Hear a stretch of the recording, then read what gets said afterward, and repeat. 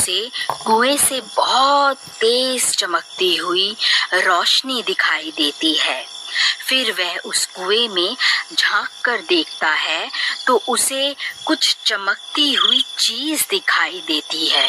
अरे ये क्या चीज है? ये तो बिल्कुल सोने की तरह लग रही है।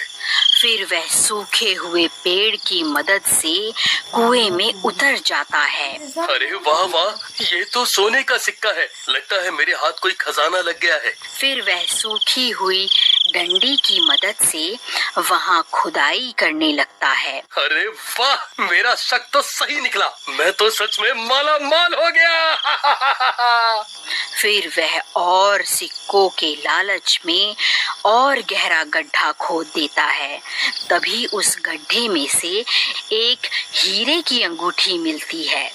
वह उस हीरे की अंगूठी को खींचने की कोशिश करता है तो अंगूठी के साथ साथ पूरा का पूरा हाथ ही बाहर निकल आता है। यह देखकर वह बहुत घबरा जाता है और उस हाथ से अंगूठी निकालकर जल्दी से पेड़ की मदद से कुएं से बाहर निकल जाता है और वहां से भाग जाता है।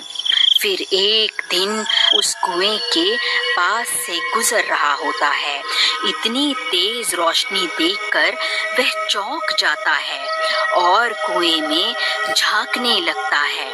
तभी वह खूनी हाथ उसे कुएं के अंदर खींच लेता है। अरे कोई मुझे बचाओ! अरे बचाओ बचाओ! मेरी अंगूठी मुझे वापस लौटा दे, वरना तेरे टुकड़े टुकड़े करके खा जाऊंगा। कंकाल भाई, मैं तो सिर्फ इस कुएं में झांक कर देख रहा था। मुझे नहीं पता आप किस अंगूठी की बात कर रहे हो। कंकाल भाई, मुझे जाने दो। झूठ मत बोल, तूने ही मेरी अंगूठी चुराई है। उसे मुझे अभी के अभी वापस कर दे। हे भगवान, अब मैं इस कंकाल को कैसे यकीन दिलाऊं कि इसकी अंगूठी मैंने नहीं चुराई। अरे कंकाल भाई, मेरा विश्वास करो, मैं सच बोल रहा हूँ। चाहे तो मेरी तलाशी ले लो। अगर तूने मेरी अंगूठी नहीं चुराई तो फिर किसने चुराई है? जल्दी उसका नाम बता।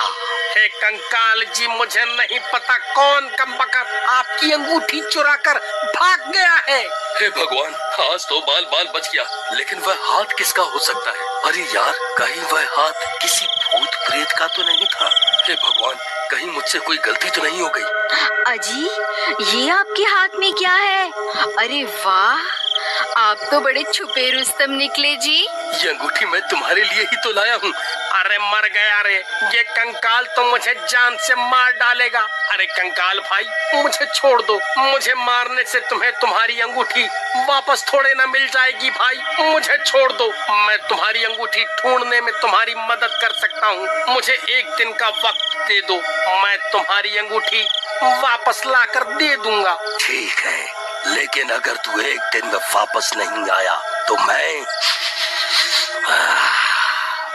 तुझे सूंघता सूंघता तेरे घर पहुंच जाऊंगा।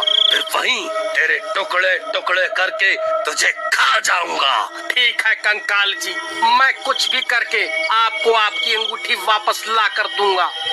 फिर राजू कुएं से निकलकर दुम दबाकर वहां से सीधा अपने गांव भाग जाता है। फिर सुबह होने पर सीमा पूरे गांव की औरतों को अपनी अंगूठी दिखा दिखा कर उन्हें जलाने लगती है। अजी, आपको कुछ पता भी है? गोपी ने अपनी पत्नी को इतनी कीमती अंगूठी तोहफे में दी है और एक आप हैं जो आज तक तोहफे में एक फूल भी तोड़कर नहीं दे पाए। अभी के अभी यहाँ से भाग जा। वैसे ही मेरा दिमाग खराब हो रखा है और तुझे तोहफे की पड़ी है। जब देखो चिक चिक चिक चिक करती रहती है। चल भाग यहाँ से। ये कैसे हो सकता है? वह भूखा गोपी तो लोगों से उधार मांगता फिरता है, भला उसके पास इतनी कीमती अंगूठी खरीदने के पैसे कहाँ से आए? जरूर दाल में कुछ काला है। फिर वह भागता भागता गोपी के घर पहुंच जाता है। अरे गोपी कहाँ है? जल्दी बाहर निकल। ऐ चोर, कहाँ छुप कर बैठा है? जल्दी बाहर निकल। अरे अरे, ये चोर चोर क्या लगा रखा है? सही तो कह रहा हूँ। जल्दी उस गोपी चोर को बाहर भेजो। और जो तुम ये अंगूठी पहनकर पूरे गांव में घूम रही हो ना, ये वही अंगूठी है जो तुम्हारे पति ने उस कंकाल के हाथ से चुराई है। अरे भाई, क्या हो गया? ये सुबह सुबह इतना शोर क्यों मचा रहे हो? देखिए ना, ये कमबख्त राजू बोल रहा है आपने ये अंगूठी किसी कंकाल के हाथ से चुराई है। अरे नहीं नहीं, ये तो मैं शहर से खरीद कर लाया हूँ। राजू, तेरी इतनी हिम्मत, मुझ पर चोरी का इल्जाम लगाता है? मैं अच्छे से जानता हूँ, जब से मैंने अपनी पत्नी को कीमती तोहफा दिया है, तब से तुम सब गांव वाले जले भुने बैठे हो। इसीलिए अनाप शनाप बातें किए जा रहे हो। ए राजू, चुपचाप यहाँ से जाएगा या धक्के मारकर तुझे यहाँ से निकालूं? फिर राजू परेशान होकर वापस अपने घर आ जाता है। तभी उसकी पत्नी वहाँ आ जाती है और उसे परेशान देखकर उससे परेशानी का कारण पूछती है। फिर राजू उसे पूरी बात बताता है। अरे दैया रे दैया, हम ये किस मुसीबत में फंस गए। अजी आप अभी के अभी उस सीमा से अंगूठी लेकर उस भूत को वापस कर आओ, नहीं तो रात होते ही वह भूत यहाँ आ जाएगा।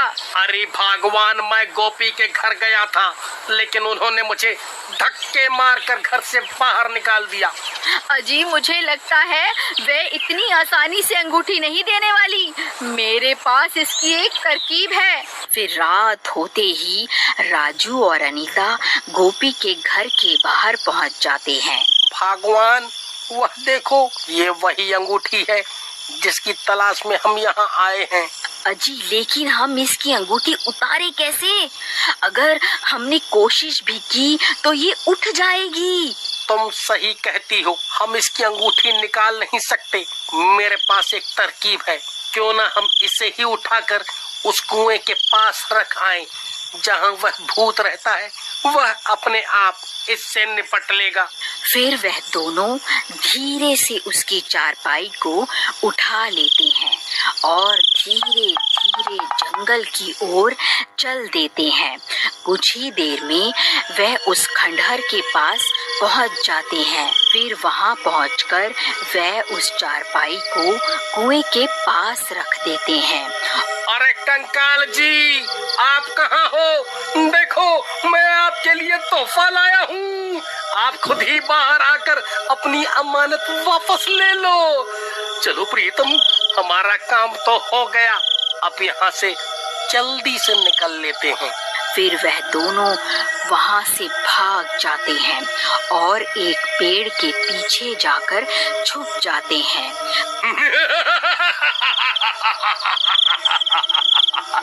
अरे वाह, मैंने तो सिर्फ अपनी अंगूठी मांगी थी, वह गांव वाला तो मेरे लिए एक और तोहफा ले आया।